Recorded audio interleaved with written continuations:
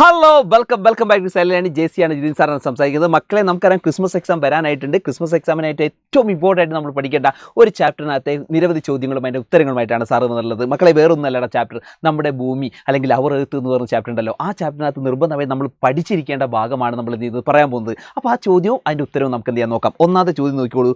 What are the causes atmospheric pollution list out. അല്ലേ, പ്രധാനമായിട്ട് കാണാം എന്തെല്ലാം പ്രവർത്തനങ്ങളാണ് ഈ അന്തരീക്ഷ മലിനീകരണത്തിന് കാരണമാകുന്നത് പട്ടികപ്പെടുത്താനാണ് എന്ത് ചെയ്യുന്നത് ചോദിച്ചിട്ടുള്ളത്. മക്കളെ, ഇങ്ങനെ ഒരു ചോദ്യം നിർബന്ധമായിട്ട് എന്ത് ചെയ്യാം നമുക്ക് കാണാൻ വേണ്ടി പറ്റും. അപ്പോൾ നിങ്ങൾക്ക് അതിൻ്റെ പ്രധാനപ്പെട്ട പിക്ചേഴ്സും കാര്യങ്ങളൊക്കെ നമ്മുടെ ടെക്സ്റ്റ് ബുക്കിൽ നിന്ന് കൊടുത്തിട്ടുണ്ട്. അല്ലേ, ഇത് പ്രധാനമായിട്ട് നിങ്ങൾക്ക് കാണാം ഫാക്ടറികളിലൊക്കെ ഉള്ള പുകയാണ് നിങ്ങൾക്ക് അവിടെ കാണാൻ പറ്റുന്നത്. അതുപോലെ തന്നെ പ്രധാനമായിട്ട് നിങ്ങൾക്ക് കാണാൻ പറ്റുന്നത് ഈ പറഞ്ഞ വണ്ടികളിൽ പുറന്തള്ളുന്ന വിഷപ്പുകയാണ്. അതേപോലെ തന്നെ പ്ലാസ്റ്റിക് കത്തിക്കുന്ന പ്രശ്നമാണ്. അതുപോലെ തന്നെ ഈ പറഞ്ഞ വൈക്കോല് കത്തിക്കുന്ന പ്രശ്നമാണ്. അതുപോലെ പടക്കം പൊട്ടിക്കുന്നു. അതുപോലെ തന്നെ വോൾക്കാനിക് ഇറപ്ഷൻസ്, ഇതൊക്കെ തന്നെയാണ് എന്ത് ചെയ്യുന്നത് പ്രധാനമായിട്ട് പ്രശ്നങ്ങളായിട്ട് പറയുന്നത്. അപ്പോൾ നമുക്ക് വേണമെങ്കിൽ എന്ത് ചെയ്യാം, പ്രധാനമായിട്ട് അതിങ്ങനെ ഷോർട്ടാക്കി നമുക്ക് എന്ത് ചെയ്യാം, ഓരോരോ പോയിന്റ് ആക്കി നമുക്ക് എഴുതാം. ഒന്നാമത്തെ പോയിന്റ് ആണെങ്കിൽ നമുക്ക് എഴുതാൻ പറ്റുന്നത് മക്കളെ, ഈ പറയുന്ന ഫാക്ടറീസ്. അല്ലേ, ഫാക്ടറീസ് എമിറ്റ് ടോക്സിക് ഫ്യൂംസ് നമുക്ക് എഴുതാൻ പറ്റും. Toxic fumes. അല്ലേ, ഈ പറയുന്ന ഫാക്ടറികൾ പുക എന്ത് ചെയ്യുന്നു, പുറന്തള്ളുന്നു. അത് ഒരു പോയിന്റ് ആയിട്ട് എഴുതാം. അതുപോലെ തന്നെ നെക്സ്റ്റ് പോയിന്റ് നമുക്കായിട്ട് എഴുതാൻ പറ്റും emission of carbon dioxide. അല്ലേ, emission of carbon dioxide from motor vehicles നമുക്ക് എഴുതാൻ പറ്റുന്ന നെക്സ്റ്റ് പോയിന്റ് ആണ്. അല്ലേ, ഫ്രം മോട്ടോർ വെഹിക്കിൾസ് എഴുതാൻ പറ്റും. അല്ലേ, അത് നെക്സ്റ്റ് പോയിന്റ്.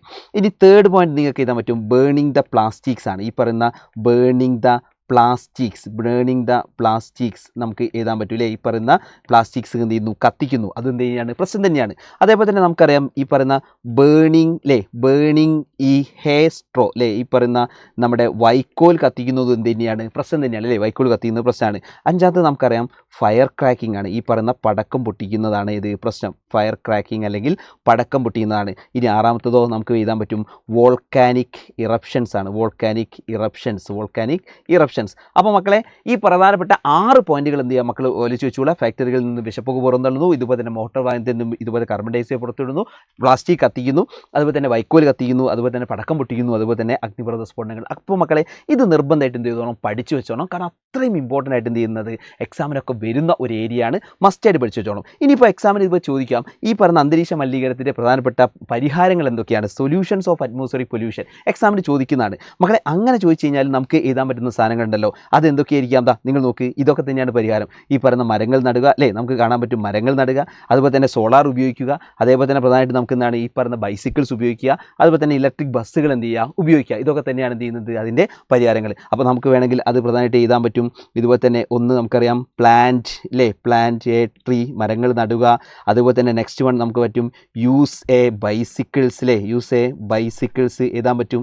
അതുപോലെ തന്നെ 3 എഴുതാൻ പറ്റും യൂസ് സോളാർ എനർജി നമുക്ക് എന്ത് ചെയ്യാൻ പറ്റും, ഉപയോഗിക്കാൻ പറ്റും. അല്ലേ, ഇനി 4th വൺ നമുക്ക് വെക്കാം യൂസ് ഇലക്ട്രിക് ബസ്. അല്ലേ, യൂസ് ഇലക്ട്രിക് എന്താണ് വെഹിക്കിൾസ് എന്ന് എഴുതാം. Electric vehicles.